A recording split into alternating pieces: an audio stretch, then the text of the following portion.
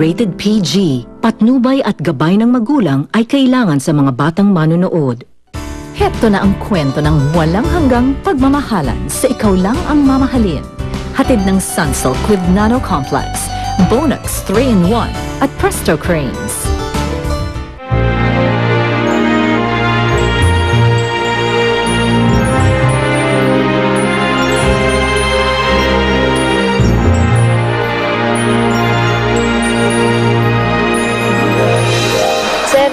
Salamat ha. Sige, ingat. Sa wakas makakausap na rin kita. Oh! Bistado ka na! Hindi ka talaga si Maylene. Dinig na dinig ko na sinabi mo sa mga kausap mo na hindi ikaw si Maylene. Aling Gloida, Mang Badong, ano pong kailangan niyo sa akin? Mana po? Sino ka nga? Hindi ako si Maylene. Nagpapanggap lang ako. Gusto ko lang naman po makasama na yung pamilya ko eh. Huwag mo na ipagsiksikan ang sarili mo. Makikinabang kami hanggat si Clarissa ay si Maylene. Mahal na mahal rin kita, Clarissa. Kaya please sabihin mo na sa amin, nasan ba si Maylene? Hindi ko na po alam. Nagkahiwalay kami ng gumuho eh. Alam ko matatapos din lahat ng kasamaan mo. Paano kung sabihin ko sa'yo na alam na nila yung totoo? At hindi rin magtatagal, ituturing na nila akong tunay nilang anak. Ako lang ang nag-iisang tagapagmana ng mga Fuentebella.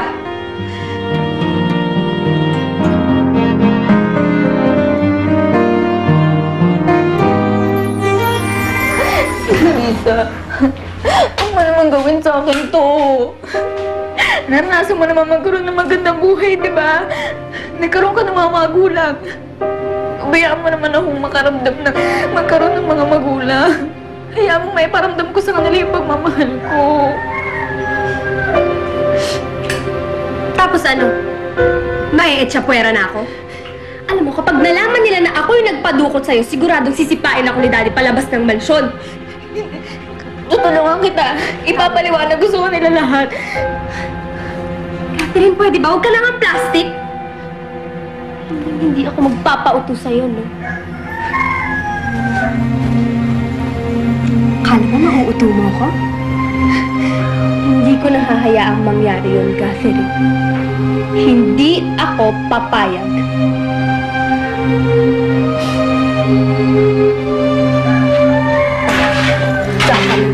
Uy! Uy, teka! Uy, wag mo ako iwan dito! Sama mo ako! Uy! Clarissa!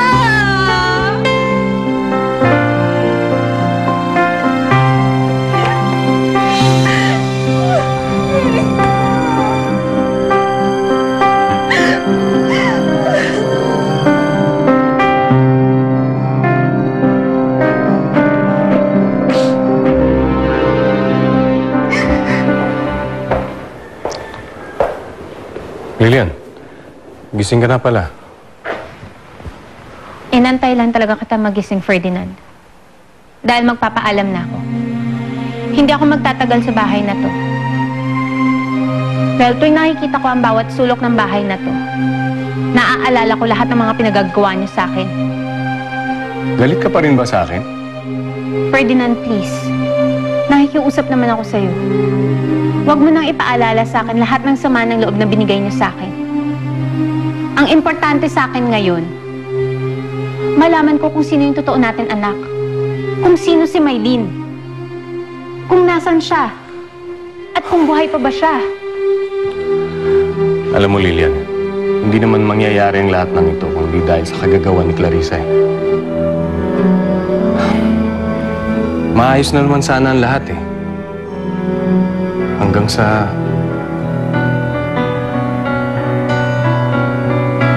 Pero...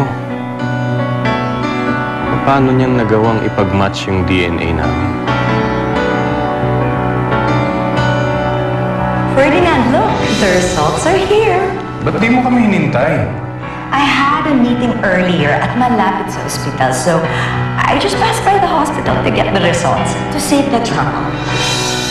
Tinake niya yung DNA namin. Ano?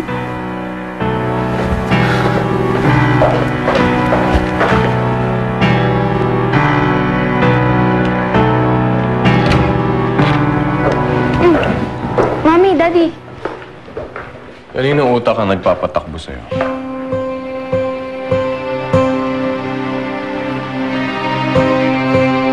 Ano pong sinasabi niya? Batang kalye ka eh. Hindi kayang saklawan ng utak mo yung pagfe-fake ng DNA test.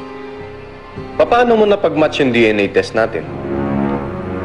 Clarissa, sabihin mo na yung totoo. Paano mo pineke yun? Hindi ko alam.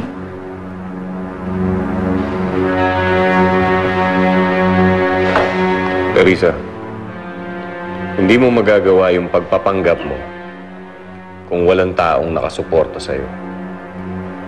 Kaya sabihin mo na sa amin, sino yung taong yun?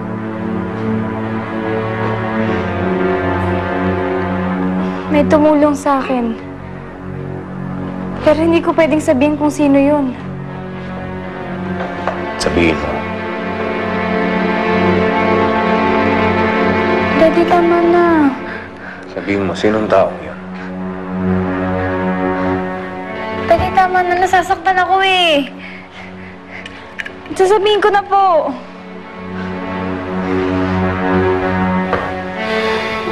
Si Tita Amara. Siya yung tumulong sa akin.